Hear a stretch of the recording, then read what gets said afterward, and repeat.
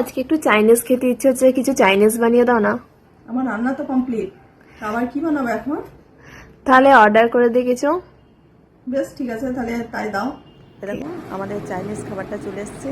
চলো কী কী আছে আমি তোমাদের দেখাই। এবার আমরা প্যাকিংটা খুলবো। এর মধ্যে আমরা অর্ডার করেছিলাম ক্রিসপি পেজিকর্ন, ক্রিসপি চিকেন আর ক্রিসপি পনির একসঙ্গে কম্বো একটা দিয়েছে। তোমাদের আমাদের আজকে চাইনিজটা কেমন লাগলো জানিও। সবাই খুব ভালো থেকো, থ্যাংক ইউ।